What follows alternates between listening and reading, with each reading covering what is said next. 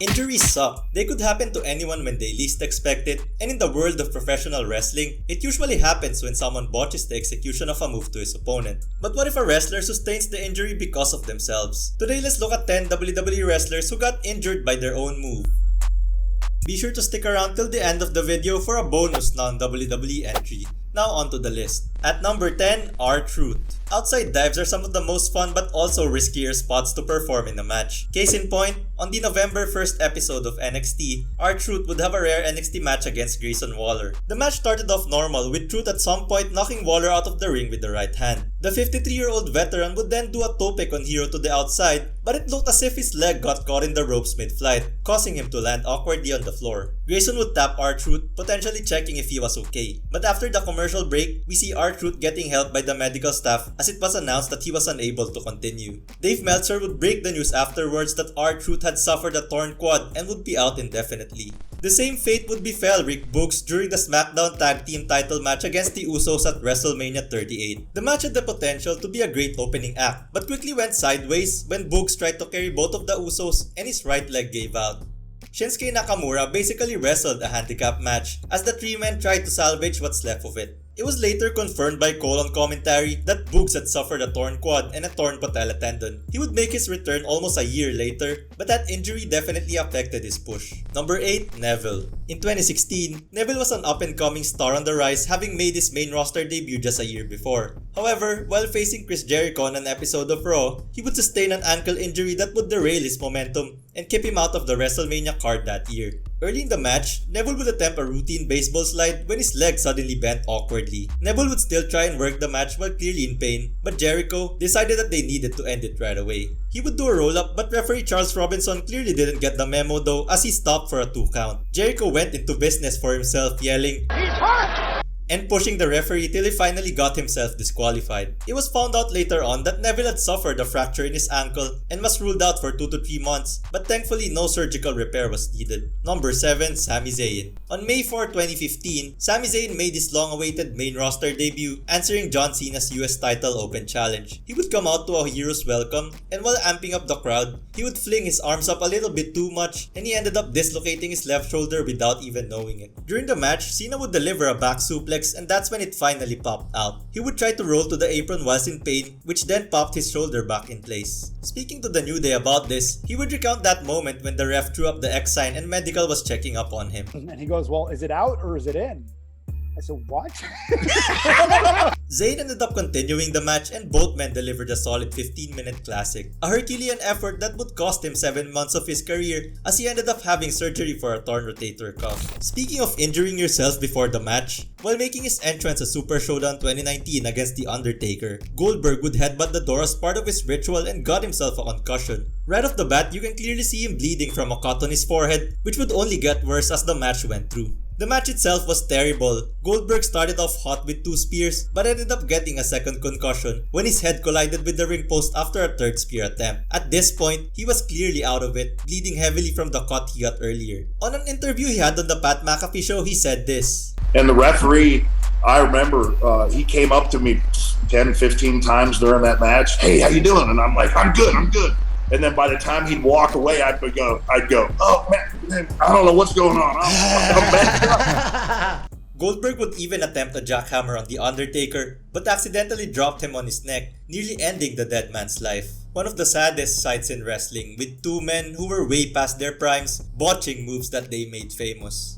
Number 5, John Cena. Tearing your pec is no fun. Just ask Cody Rhodes. But that is exactly what happened to John Cena in an exhibition against Mr. Kennedy back in 2007. While doing a standard hip toss, a move that he does all the time, Cena tore his right pectoral muscle completely off the bone. Cena would power through, but you can clearly tell something was wrong as he kept clutching his arm during the match, which probably ended up being cut shorter than what it was. A post-match beatdown from Orton would be used to write Cena off from TV, with Vince McMahon announcing the week after that he was stripped of the championship and that he would be out for 6 months to a year. John, being the Iron Man that he is, would be back in just 4 months, returning at the 2008 Royal Rumble in one of the loudest return pops ever, a moment which was probably more shocking than the injury itself. Number 4, Randy Orton.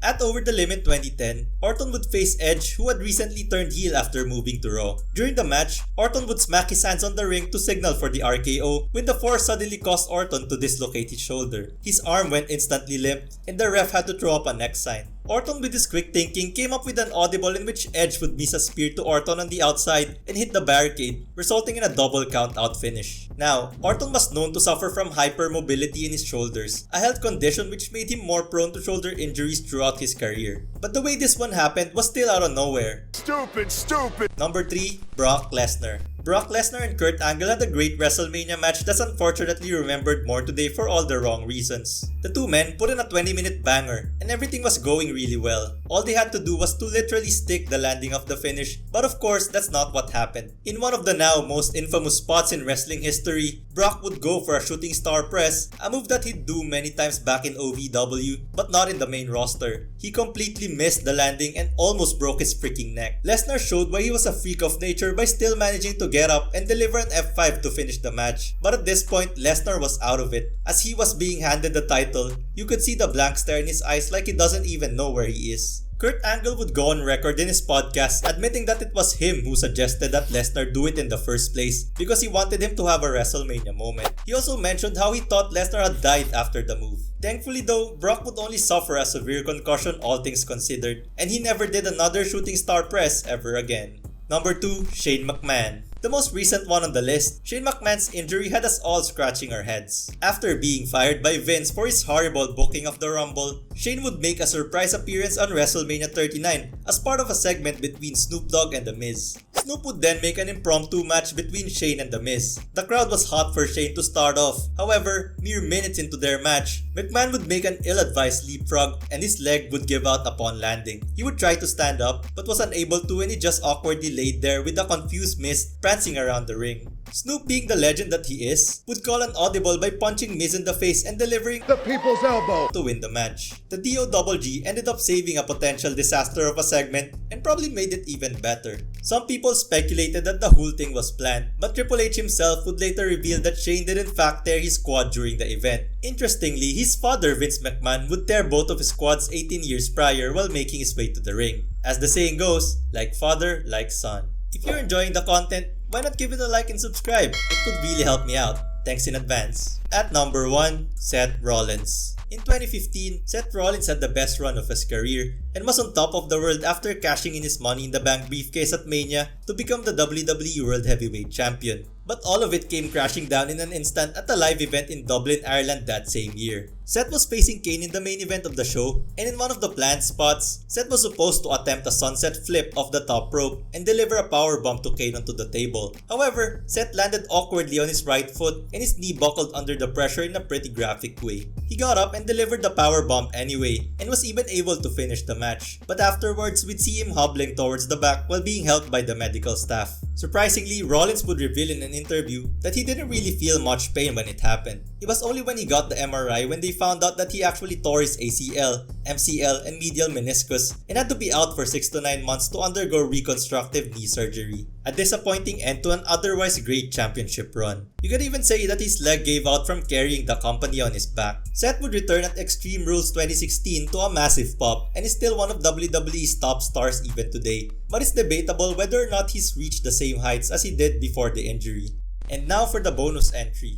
This happened on an indie show called Beyond Wrestling back in 2012. The match was pretty solid, there were some cool spots there, but the highlight, so to speak, happened when a wrestler named Charade would do a double moonsault off the top rope but miscalculate the timing, landing gruesomely on the back of his neck. Everyone in the venue, including the commentators, were stunned in silence. The last few seconds were quite uncomfortable to watch, as his opponent would still make a pinfall attempt, and out of instinct, Charade would kick out. The match mercifully ended after the second pin attempt. Now the ref should have ended the match as soon as he saw the impact and called for a medical team. Split-second decisions like this could have cost a life. The man would suffer a fracture in his neck, but thankfully he recovered and is still wrestling till today.